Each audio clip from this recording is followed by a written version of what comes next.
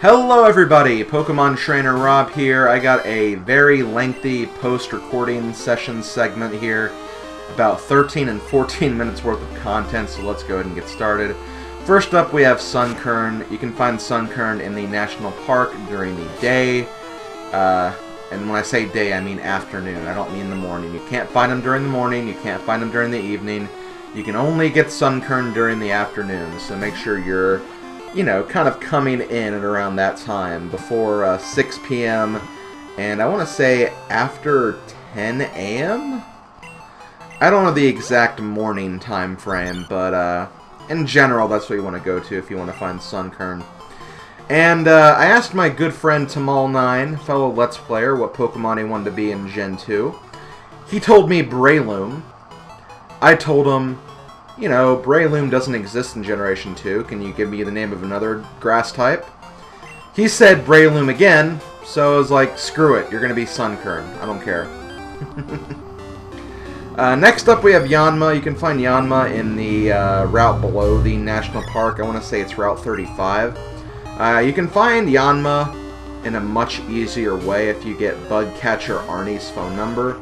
He will tell you whenever Yanma are in season.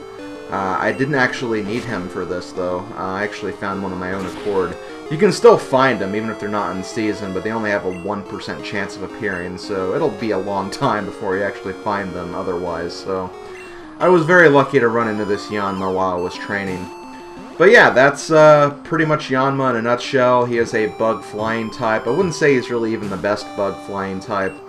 He's a lot better in Generation 4 when he actually gets an evolution, but here it's just the standard one Pokemon family tree, so wouldn't really recommend it. I kind of prefer Butterfree anyway because of the capability of learning Psychic type moves, but that's just my own honest opinion. And I do not have a name for this guy, so if you guys have any suggestions, feel free to leave those in the comments. Next up we have Venonat.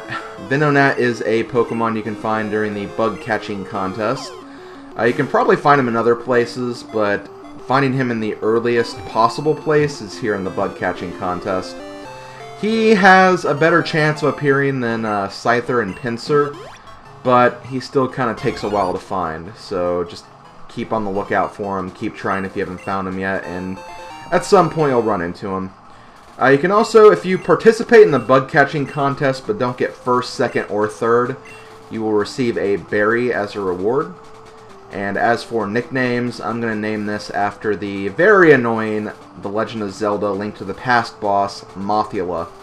Probably my least favorite boss in the entire game, just because of what you're up against when you fight that boss. And here I am for a third bug catching contest. In this contest I caught a Scyther.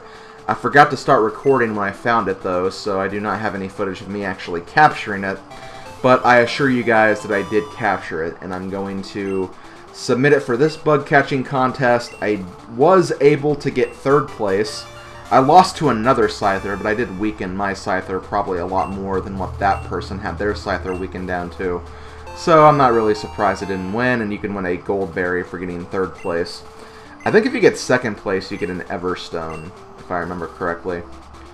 But I'm going to go ahead and give this guy a nickname. I'm going to name him after a good friend of mine and fellow streamer, KingKienzan. Obviously, that's not all going to fit in one line, though, so he is just going to be KingKienzan. I did ask him about this, and he said this name was satisfactory and to his liking, so congratulations, man. You're going to be my Scyther for this playthrough. Next up, we have an Exeggecute. Now, the thing about Exeggecute is in this game, you can only find Exeggecute by headbutting trees. And let me just say, I think this is the first time I've ever headbutt trees in Generation 2.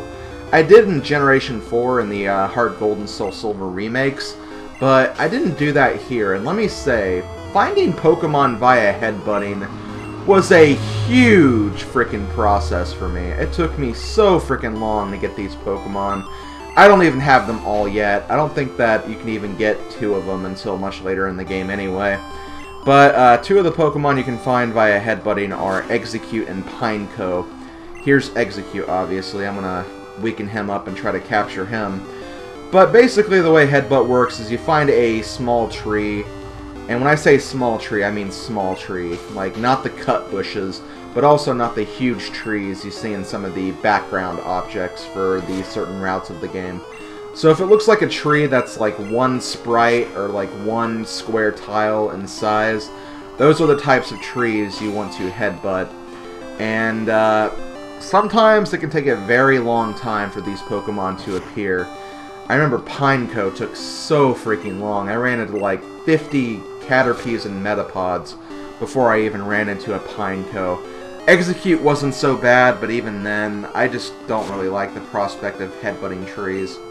Sorry I didn't actually show off the process of me headbutting the tree. I'll try to do that when I'm trying to capture the other two Pokemon you can get via headbutting. But let me just say, this... I hate headbutting. I really, really do. Headbutting is probably one of my least favorite mechanics. Maybe not as much as the Safari Zone in Generation 1, but still just kind of annoying. Now, Exeggecute should be a very familiar face. I actually used one in its evolution during my Generation 1 playthrough. I will not be doing the same in this playthrough, obviously, plus it's a Generation 1 Pokemon anyway, so I wouldn't have used it even if I had an interest in using it. And I'm going to name it in tribute to my Exeggecute in the blue playthrough, so say hello to Sunnycide. And here we go, I found Pineco finally. Pineco took me about 2 hours to find, it seriously felt like. But I finally found one, and you gotta be careful with Pineco because they do know self-destruct. So whatever you do, if you find one immediately, make sure you put it to sleep immediately. Or paralyze it at the absolute least, but definitely put it to sleep so it doesn't use self-destruct. I'm going to name this guy Gordo Shot as a reference to the Crystal Star Studio playthrough where I totally wrecked Shadow Mario 41, aka Eric, with a Gordo Shot. I know in Generation 1, my blue playthrough, I named Coughing Gordo Shot, but I think Pineco makes a bit more sense. So that's what I'm going to be doing here. Also, I did trade some Pokemon from my silver file, but the only two I traded were the starters, and I decided to raise them into my own eggs. And here I have Chikorita. The nickname I'm going to give Chikorita here is after another follower of mine and a frequent contributor to the Star Warrior Cup. I always have a good time racing him. Gonna name him after my good friend and fan, General Snivy. I know that this is not a Snivy, but Snivies did not exist until 3 generations after this, so I think Chikorita will be fine for now. I also managed to trade over the Fire Starter as well, and I hatched it into a brand new Cyndaquil. Cyndaquil, probably my favorite Generation 2 Pokemon. Or favorite starter Pokemon. I only went with Totodile though, because, like I said before, I just kind of, in terms of using Pokemon, I kind of prefer Totodile more. But I'm going to name Totodile, since it's a female, especially, after a very good friend of mine, FiyahKitteh. I know that she was a Rapidash in Generation 1 in my blue playthrough, but I think Cyndaquil is going to be a better representation. It may not be a cat, but closer than what frickin' Rapidash is, that's for sure. And Cyndaquil actually evolves at level 14, 4 levels earlier than Totodile, and it evolves into a Quilava, as you can see here. Again, like I said before, I like how the starters have different evolution levels for each starter. Chikorita is the standard starter evolution, where it evolves at 16 and then again at 32. I think it's 32. It's either 32 or 33. I want to say 32. But before it evolves, Dynablade decided to be a show-off and learned Whirlwind, which I refused it to learn because I frickin' hate Whirlwind. And here we go.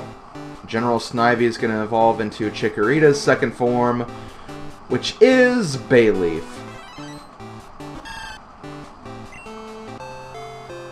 So hooray for that. Also at level 16, the two Nidorans evolve. First we have Rinslet, the Nidoran female. We should know this from Gen 1, so it's standard review, but Nidoran female evolves into Nidorina. Which I actually kind of like this sprite. This is actually kind of a cool sprite. And the Nidorino sprite too, which we'll be seeing in a moment. And here we go, TheTwiKing is also going to evolve at level 16.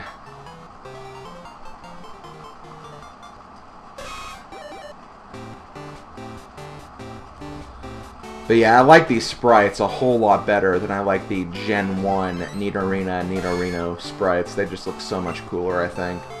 They look so much more vicious, too.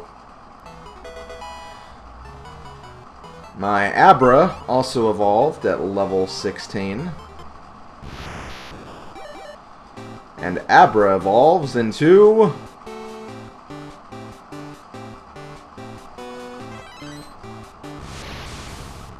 Kababra!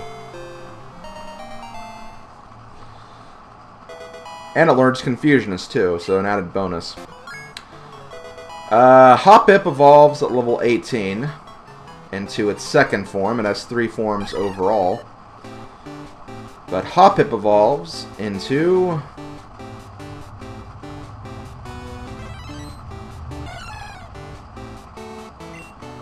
Skiploom!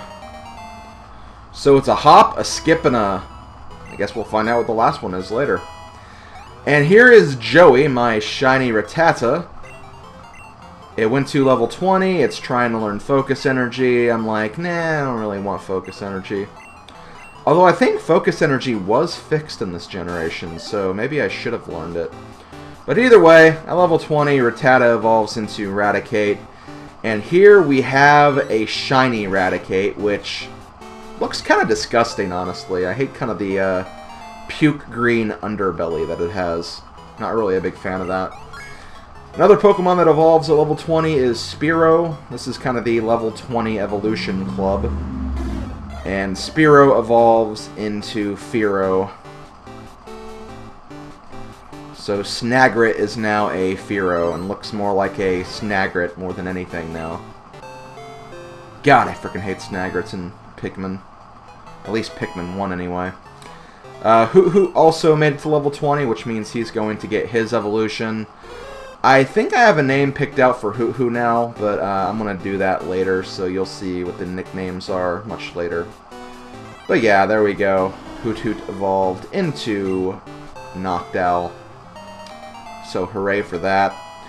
Here we have Nerdzri, the Wooper, also evolves at level 20, just like all of his other friends at level 20. And he evolves into Quagsire, a very, very good water Pokemon in this generation. But I'm going to be using something else. But that is definitely Quagsire. And for the final evolution of this post-recording session, one level after it evolved into Golbat, my Swampire evolved into the daddy of them all. Or mommy of them all, since I think it's female, but... either way, we finally have a CROBAT, which I'm going to go ahead and say officially is the first permanent team member of my team. That's right, CROBAT is my all-time favorite Pokemon in Generation 2. I love it. Every time I use CROBAT, I am very impressed with it, and it's my favorite Generation 2 Pokemon. It's a lot of fun to use, and I wanted to use it again for this playthrough. But anyway, with that taken care of, because it has been over 14 minutes now, let's get to some actual gameplay. I'm sorry for this huge session. I think from now on I'm going to try to make these sessions a little shorter if need be, because these have been going on for a very long time, and, you know, I hate to waste halves of entire videos on this. So, let's get back to the action on more of the Pokemon Gold playthrough. Hello everybody, Pokemon Trainer Rob here, and good morning everyone. Is what I would like to say, but unfortunately, because I am a huge dum-dum, I overslept majorly, so we are in the afternoon time. That's alright. I feel like you always get the best encounters, like in terms of experience, during the midday, or at least that's the way it seems like anyway. But we're going to go ahead and move on. We are in Exeggecute City now. There's a lot of different places to go and check out while we're here. Over here, I want to say is Route 42, which at this point in the game, once you do everything in Exeggecute, you actually have a choice of whether to go right or left. It doesn't exactly matter where you go.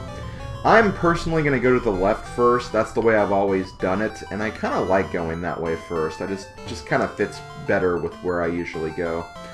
But we're going to explore Exeggecute really quick.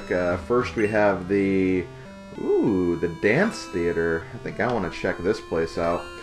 Before we do, let me go ahead and look at my party here. Everyone is at level 25. I also have my Eevee, or one of my Eevees, in here.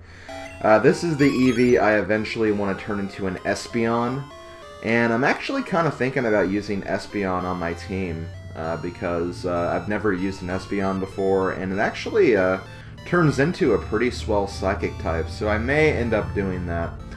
But I have to actually raise it up via Happiness first. I think it's only in the It's Quite Cute stage, so I still have a ways to go. I also brought Sudowoodo with me, because I benched Dynablade.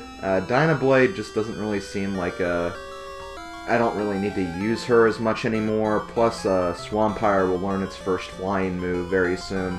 So I kind of feel like, you know, I've been using Dynablade since the beginning. Let me bench it temporarily and use someone else for a little while. And with me, in its place, I brought Sudowoodo. So, Sudowoodo is actually a very decent rock fighting type, honestly. Hold on, I'm trying to get to its stats here. Yeah, pretty high defense, which is what I was looking for earlier. I just needed something with a little more special defense, or normal defense, to kind of take on those heavy attacks. And I figured that Sudowoodo would be a nice temporary teammate until I get past certain parts of the game, and when I have kind of a more defensive Pokemon type with me. But yeah, we're going to go ahead and investigate the dance theater here. Not only are the Kimono girls great dancers, they're also skilled at Pokemon. I always challenge them, but I've never even left a scratch. Lad, if you can defeat all the Kimono girls, I'll give you a gift. I like gifts, so you know what? We're going to do so. We're going to defeat all of the Kimono girls here. You have lovely Pokemon. May I see them in battle? I don't know, can you? Yeah, I guess so. So, each of the Kimono girls has a different evolution. So, this one is Flareon. Didn't really want to use Fernando right off the bat. But I didn't exactly know which one was going to be which, so I suppose it's not really too big of a deal. I'm going to go ahead and bring in Mr. Vile, my water type. What's better than fighting fire than fighting fire with water, you know? I guess that is kind of my logic that I am using there. Okay, that takes care of Flareon. Get some pretty good experience from this as well. I feel like the Kimono girls in this game are a lot easier than what they are in Heart Gold and Soul Silver, because you actually fight them later on in Heart Gold and Soul Silver. And you also have to fight them like non-stop, one after the other, so if you don't want any of your Pokemon to faint, it can be kind of tricky, honestly, so you just gotta really look out for that. Okay, so here's Espeon. Espeon is the Psychic type. I'm actually going to use Mr. Vile again, because Mr. Vile has Bite, and I feel like Bite will be very, very good here. I could have also used my CROBAT. Oh my god, I don't even have to say Golbat anymore, I can say CROBAT. I could have used my CROBAT for this too, but, you know, CROBAT is part poison, so if it did get a Psychic type attack out, then it would be kind of in a small bit of trouble, so I decided not to worry about that. Next Kimono girl. Just gonna take out all these girls one at a time. Not sure how much we're gonna get through in this video, because I am gonna include that 14-minute, like, in-between session before I do this new footage, so it could take away some time. So here we have Umbreon, the Dark type. One good type to use against Darks are, well, oh, Pursuit. Ooh, gotta look out for that. But one good type to use against Dark-type Pokemon are Fighting-type moves, so we're gonna use Low Kick. Didn't do a super amount of damage, but I think Low Kick is more effective the heavier the Pokemon is, and Umbreon doesn't really seem like a very heavy-type Pokemon, so probably didn't do as much damage as it could have, but it's alright. We got rid of her. Okay, we only have 2 left, Jolteon and Vaporeon. Oh, you're a cute trainer. Would you like to battle? I would, actually. So if it's Jolteon, I'll use Sudowoodo again. If it's Vaporeon, I guess I'll use... Oh yeah, I guess I could use frickin' what's-his-face? Laharl-kun, that's who I'm thinking of. Soon, Laharl-kun will no longer be in my party. He's been so freaking helpful, though. He's been my star when it's come to catching Pokemon. Paralyze is always, always very beneficial, especially in this game, so... Zach, you've been a treat to have along for the ride. You've been making this adventure, like, 10 times as less stressful. But yeah, it'll evolve at level 30, and I might even have my electric type by that point too, so... Yeah, we won't be seeing too much more of Laharl-kun. Let's see, here we have Jolteon. Oh, we might not be seeing very much of Mr. Vile, actually, anymore either, because I'll have a water type soon, and Mr. Vile will actually evolve at level 30, I believe, so... Yep, it's about that time where Slim Kirby usually benches his starter Pokemon. But I might actually use some of the other starter Pokemon, now that I actually have them over-traded in my game. I also have Quilava up to level 25 as well. I think once Fernando evolves, which is actually his next level, I might switch in for my Quilava, just to kind of use her for a bit. I'll also make one of the gyms coming up a little easier too, so that's kind of my logic there. Okay, well we've taken on all of the Kimono Girls, so let's talk to this guy and get our prize.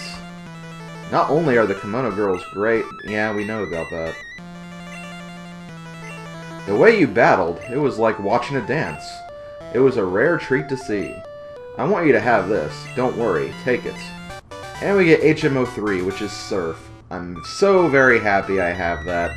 Surf is a really great move, and it'll make a lot of training of my water Pokemon a lot easier too, because Surf's a really good move outside of battle and inside battle too. I can't actually use it outside of battle just yet, but I can use it in the meantime to do damage. So we're going to teach that to Mr. Vile. I'll probably get rid of Rage. Do I still have Rage? Yeah, I do. Yeah, let's get rid of Rage. I don't really like Rage that much. So there we go. We have Surf now. Gonna go ahead and heal really quick, and then we can explore one of the other places that we can investigate in this town. There are actually 2 towers in this town. There's the Burn Tower and the 10 Tower. 10 Tower is going to be very important later on, because that's where we're going to capture one of the legendary Pokemon of this game. And the Burn Tower is actually going to give us access to some other legendary Pokemon, but we'll see that in a moment. Here we have a guy. Ah, you're on an adventure with your Pokemon. Well, what's an adventure without treasure hunting? Am I right, or am I right? I guess. Good, you understand the true spirit of adventure. I like that. Take this with you. And we get the item finder. It's not going to see very much use, but that's basically where you get the item finder. It's a good item if you are looking for hidden items and you don't know where to find them. There's the gym. I think we can take on the gym challenge, but I'm going to actually wait until after I do this next part. If you're playing Crystal, and I think if you play Heart Gold or Soul Silver, you have to wait until you do this next part anyway. Ooh, a giant flying Pokemon was blocking out the sun. I wonder what that Pokemon was. It was like a bird and a dragon. Is there really a Pokemon that big? If it exists, it must be powerful. I think so. I wouldn't put it past this game to give you legendary Pokemon. Also, let me get on my bike. I think that's basically everything we can look at. This tower is what leads to the 10 tower, I believe, if you go through that house. But we want to go up here. That used to be a much taller tower, but it burned down in a fire. And yeah, this is the burn tower.